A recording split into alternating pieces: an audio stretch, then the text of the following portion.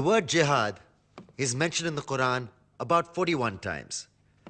The words mercy, peace, and compassion are mentioned about 355 times. Yes, come in. Come on in, Riaz. Sit down, please.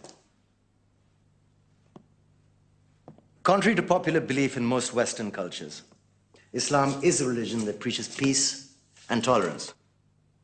Yes, Patricia.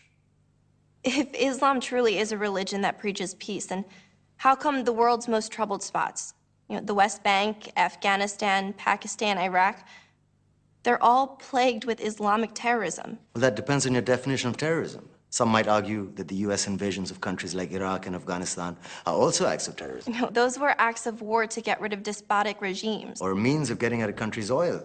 Conspiracy theories. Well, May I? Yes, please. Go ahead, Riaz. Mr. Khan is right.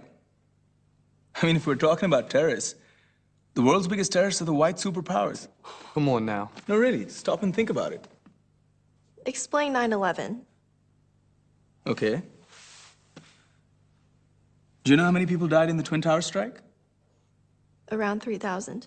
And do you have any idea how many people died in the bombing of Afghanistan? Take a wild guess. More than 15,000 people died. And that's just conservative figures. About 50,000 tons of explosives were dropped on innocent civilians. Men, women, children. Yeah, but that was because of the Taliban.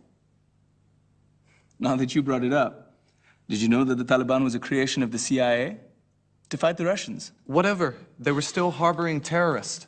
Yeah, right. Terrorists that were never found. Just like the weapons of mass destruction that were never found in Iraq. Do you want to get into the death toll in Iraq? 500,000 civilians and counting. And what do Britain and America say when they don't find these weapons? It's simple. They just say sorry.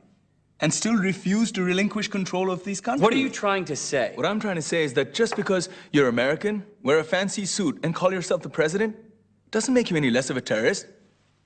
I'm saying that if you don't stop meddling in other people's countries, you will face a backlash. If Muslims like you feel that way, then why don't you get out of our country? We will. As soon as you promise to leave ours.